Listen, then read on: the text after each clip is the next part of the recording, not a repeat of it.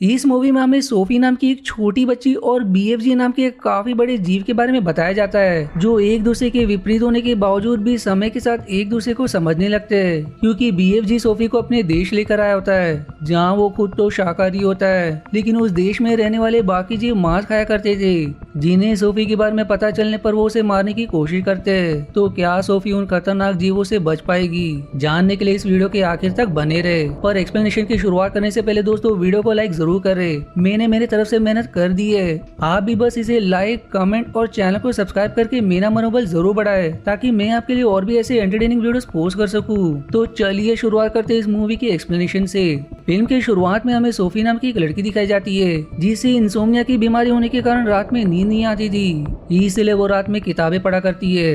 अब इसी तरह कई दिन बीत जाते हैं और एक रात जब सोफी अपने अनाथ आश्रम में घूम रही होती है, तो उसे बाहर से किसी चीज के वहां से होकर गुजरने की आवाज सुनाई देती है और तभी उसे कई बिल्लियों की भी चिल्लाने की आवाज सुनाई देती है। इस पर जब वो बाहर जाती है तो वहाँ उसे एक डस्टबिन दिखाई देता है जो गिर गया था, और इसी के साथ सोफी को एक बड़ा सा फिर हाथ दिखाई देता है जो उस डस्टबिन को उठाकर उसकी जगह पर रख देता है। अब ये देखकर सोफी काफी डर जाती है और वो वहाँ से भागते हुए अपने बिस्तर में जाकर चादर ओढ़ के सो जाती है। वहीं उस बड़े जीव ने भी सोफी को देख लिया था, इसलिए वो उसे उठाकर अपने साथ ले जाने लगता है। यहाँ हम देख पाते हैं कि ये बड़ा जीव इंसानों से छुपा रहा होता है और जब भी उसे कोई इंसान दिखता है तो वो खुद को छुपा लेता है। फिर इसके बाद वो विशालकाय जीव सोफी को लेकर काफी दूर चला आता है, जहाँ उसी की तरह बड़े बड़े लोग रहा करते थे। फिर कुछ देर बाद जब सोफी को होश आता है तो वो खुद को उस जीव के घर में पाती है, जहाँ से वो भागने की कोशिश भी करती है। पर तब वो विशालकाय जीव उसे समझाता है कि अगर उसने यहाँ से भागने की कोशिश की तो अपनी जान गंवा देगी। अब आगे हम उस जीव को खाना बनाते हुए देखते, जो देखकर सोफी को लगता है कि वो उसे भी खाने के साथ पकाकर खा जाएगा, इसलिए वो उस जीव से उसे छोड़ देने की विनती करती है। जिस पर अब वो जीव उसे समझाता है कि वो पूरी तरह से शाकाहारी है और वो मांस नहीं खाता, इसलिए वो उसे कोई नुकसान नहीं पहुंचाएगा।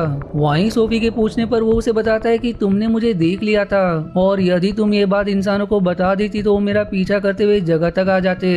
वो आगे शेयर करता है कि इंसान अपनी लालच के चलते हमारी जमीन पर भी कब्जा करने की कोशिश में हमें जान से मार देते, और इसी वजह से मैं तुम्हें यहाँ पर ले आया हूँ ताकि बाकी इंसानों को हमारे बारे में पता ना चल पाए। अब क्योंकि वो विशालकाय जीव जिसे जायंट कहा जाता था वो काफी अच्छे स्वभाव का था, इसलिए सोफी उसका नाम बिग फ्रेंडली जायंट रख देती है और उसके नाम को शॉर्ट करते हुए वो उसे बीएफजी कहना शुरू कर देती है। सोफी और बीएफजी से कहती कि वो यहाँ नहीं रहना चाहती और उसे जैसे ही मौका मिलेगा वो यहाँ से भाग जाएगी। जिस पर बीएफजी उसे समझाता है कि बाहर कुछ और जीव भी रहते जो मेरी तरह बिल्कुल नहीं है, क्योंकि वो जीव इंसानों को जिंदा ही खा जाते, और अगर तुम यहाँ से बाहर निकलने के चक्कर में किसी ऐसी जीव के हाथ लग गए तो वो तुम्हें मार डालेंगे। अब इसके बाद बीएफजी सोफी को उसकी किताब देते हुए उसके लिए एक बिस्तर लगा देता है ताकि वो आराम कर सके, लेकिन सोफी काफी उदास होती है क्योंकि उसे ऐसा लग रहा था कि वो यहाँ से कभी बाहर नहीं जा पाएगी। इसलिए वो आखिर में मन ही मन ये फैसला करती कि जैसे ही उसे मौका मिलेगा वो यहाँ से भाग निकलेगी। अब अगले सीन में हम सोफी को सोने की कोशिश करते देखते, लेकिन इंसोम्निया के कारण उसे नींद नहीं आती। तभी बीएफजी एक किताब को पढ़ने लगता है, जिसकी आवाज सुनकर सोफी को नींद आ ही जाती है। पर नींद में अब उसे एक अजीब सा सपना आता है, जिसमें सोफी देखती है कि बीएफजी जो सो रहा है और इस बार का फायदा उठाते हुए वहाँ से भाग निकलती है, लेकिन कुछ दूर जाते ही उसके सामने एक विशालकाय दैत्य आ जाता है जो बीएफजी से कई गुना बड़ा था, जो अब सोफी को पकड़कर खा जाता है। जिसी सपने के कारण सोफी की नींद टूट जाती है और फिर वो अपने सामने बीएफजी को देख काफी खुश होती है। फिर अपने सपने के बारे में बताने पर बीएफजी उसे बताता है कि ये सपना मैंने ही तुम्हें दिखाया है ताकि तुम इस जगह से बाहर जाने का ख्याल छोड़ दो। इस पर सोफी अब उससे अपने सपने के बारे में पूछती है कि आखिर उसने कैसे इस सपने को उसके दिमाग में डाला। तब बीएफजी उसे एक मशीन के बारे में बताता है जिसकी मदद से वो सपनों को बनाया करता था। अब वो लोग बातें कर ही रहे थे कि तभी वहाँ बीएफजी से भी बड़ा जीव आकर बीएफजी को परेशान करने लगता है। दरअसल इस देश में बीएफजी को बाकी जीव काफी नीची नजरों से देखते हैं और साथ ही साथ वो उसका मजाक भी बनाते हैं, क्योंकि वो उनके तौर तरीकों से नहीं रहता था। यहाँ बीएफजी उस जीव से उसके घर में आने का कारण पूछता है, जिस पर वो बीएफजी को बताता है कि उसकी उंगली में कट लग गया है और वो इसका दवा लेने के लिए आया है, इसलिए बीएफजी उसकी उंगली पर दवा लगा देता है। लेकिन जब वो जीव वहाँ से जा रहा था तो उसे एक अजीब सी खुशबू आती है जो किसी इंसान यानी कि सोफी की होती है। अब इस खुशबू के कारण वो जीव वापस से बीएफजी के घर में आकर उस इंसान के बारे में पूछने लगता है, जिनकी बातें सुनकर सोफी बुरी तरह से डर जाती है। इसलिए वो खुद को बचाने के लिए वहीं रखी हुई एक सब्जी के अंदर छिप जाती है। पर इत्तेफाक से ये सब्जी उस जीव को बिल्कुल पसंद नहीं होती और जब वो जीव सोफी को ढूंढते हुए इस सब्जी को उठाता है तो बीएफजी की नजर सोफी पर पड़ जाती है जो उसी सब्जी में छिपी हुई थी। वो सोफी को बचाने के लिए वो उस जीव का हाथ पकड़कर वो सब्जी छोड़ने को कहता है, जिस पर वो जीव जिसे उस सब्जी से नफरत थी वो उसे वहीं फेंक कर चला जाता है। जिसकी जाते ही बीएफजी सोफी को चेक करता है जो बिल्कुल ठीक होती है। फिर कुछ देर बाद जब सभी जीव सो रहे होते तो बीएफजी सोफी को एक जगह पर छुपने के लिए कहता है, लेकिन सोफी वहाँ अकेले रहने से मना करके उसके साथ चलने की जिद करने लगती है। जिस पर पहले तो बीएफजी उसे समझाता है कि बाहर उसके लिए खतरा है, लेकिन आखिर में उसे अपने साथ ले जाने के लिए मान ही जाता है। अब वो दोनों बाहर जा ही रहे होते कि तभी वो जीव जो कुछ देर पहले बीएफजी के घर आया था उसकी नींद खुल जाती है, जो अब बीएफजी को बाहर जाते देख उसे परेशान करने लगता है, जिसकी वजह से उसके बाकी साथी भी जग जाते हैं और अब वो सभी भी बीएफजी को परेशान करने लगते हैं। तब सोफी वहाँ से थोड़ी दूर एक गाड़ी में जाकर छिप जाती है ताकि उन जीवों की नजर उस पर ना जाए, वरना वो उसे कच्चा निकल जाएंगे। जबकि ये जीव बीएफजी को बुरी तरह से मार रहे होते। तभी अचानक से बीएफजी हंसते हुए उन्हें आसमान की तरफ देखने को कहता है जहाँ काले घने बादल छाए हुए थे। दरअसल इन जीवों को पानी से एलर्जी होती है और वो सभी पानी में ज्यादा देर तक नहीं रह सकते थे, इसलिए वो सभी बीएफजी को छोड़कर गुफा में जाकर छिप जाते हैं। वहीं बीएफजी सोफी को लेकर पहाड़ों की तरफ जाने लगता है, जहाँ काफी और चढ़ने के बाद वो दोनों एक रहस्यमयी जगह पर पहुंच जाते हैं, जहाँ उन्हें एक पेड़ दिखाई देता है जिसमें से कोई जादुई चीज जमीन पर गिर रही थी। अब बीएफजी सोफी को बताता है कि ये अजीब सी चीज कुछ और नहीं बल्कि सपने हैं जो इंसान देखा करते हैं, और मैं इस पेड़ से उन सपनों को इकट्ठा करने आया हूँ ताकि बच्चों को अच्छे सपने दिखाए जा सके जिससे वो हमेशा खुश रहे।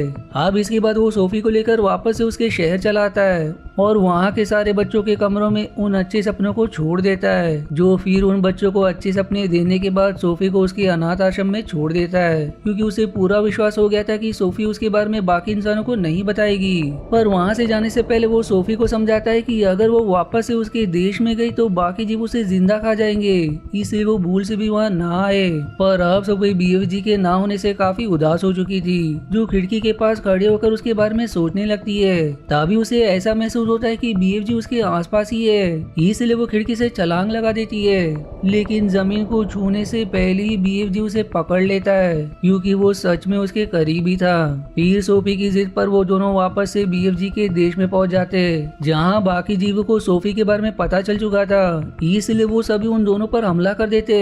तब बीएफजी किसी तरह से सोफी को उनसे बचाकर उसे अपने घर में छिपा देता है। अब रात में उन खतरनाक जीवों के सो जाने के बाद सोफी और बीएफजी उनसे बचने का तरीका सोचने लगते हैं, जहां सोफी को एक आइडिया आता है जिसके तहत बीएफजी एक बार एक बुरा सपना बनाकर उस सपने को उन जीवों के अंदर डाल देगा, जिससे कि उन्हें किसी को भी मारने से डर लगने लगेगा। जिस पर अब बीएफजी सोफी की योजना के अनुसार एक बुरा सपना तैयार कर लेता है, जिसके बाद अब सोफी बीएफजी से एक और सपना बनाने को कहती है, जिसके तहत बीएफजी लंदन की महारानी के लिए ऐसा सपना बनाएगा जो सपना इस जगह और यहाँ पर रहने वाले इन खतरनाक जीवों का होगा, जहाँ सपने में रानी को ऐसा महसूस होगा कि वो जीव उन्हें बेवजह ही परेशान कर रहे हैं, और यदि रानी ने ऐसा सपना देखा तो वो अपनी सेना भेजकर उन सभी जीवों को यहाँ से भगा देगी, जिससे बीएफजी यहाँ पर चैन से रह सकेगा। तब बीएफजी दोनों सपने तैयार करके उन्हें उनकी जगह पर भेज देता है, जिन सपनों की वजह से उन जीवों को किसी से लड़ने का मन नहीं कर रहा था। जबकि दूसरी तरफ महारानी को भी इन विशालकाय जीवों के बारे में पता चल गया था, जिसकी अगले ही दिन बीएफजी और सोफी महारानी से मिलने के लिए उनके महल पहुंच जाते हैं, और महारानी भी सोफी को इस विशालकाय जायंट के साथ देखकर काफी आश्चर्यचकित होती है। यहाँ सोफी उन्हें सब कुछ विस्तार में समझाते हुए बीएफजी के बारे में बताती है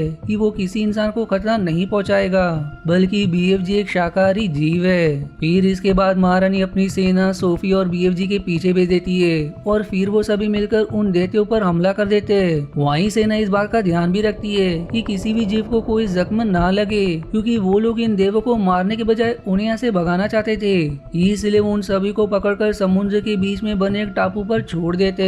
अब जैसा कि हमें पता है कि उन जीवों को पानी से एलर्जी है, इसलिए वो इस जगह को छोड़कर कहीं जा नहीं सकते। सकते। वहीं उन जीवों को शाकाहारी बनाने के लिए उन्हें मांस भी नहीं दिया जाता, बल्कि उस टापू पर काफी सारे सब्जियां गिरा दी जाती है, जिसे खाकर अब से वो अपना गुजारा करेंगे। अब मूवी के आखिरी सीन में हमें पता चलता है कि सोफिया महारानी के साथ उनके महल में रहा करती थी, क्योंकि महारानी उसकी बहादुरी से बहुत खुश थी। जबकि BFG अब शांति से अपने देश में रह रहा होता है, जहां उसे किसी भी प्रकार का कोई डर नहीं होता। और फिर इसी मिक्स फीलिंग के साथ ये मूवी यहीं समाप्त हो जाती है। आशा है आपको मेरी एक्सप्लेनेशन पसंद आई। यदि हाँ तो प्लीज वीडियो को लाइक करना और चैनल को सब्सक्राइब करके सपोर्ट करना ना भूलें। मिलते हैं अगले एक्सप्लेनेशन वीडियो में, तब तक के लिए धन्यवाद दोस्तों।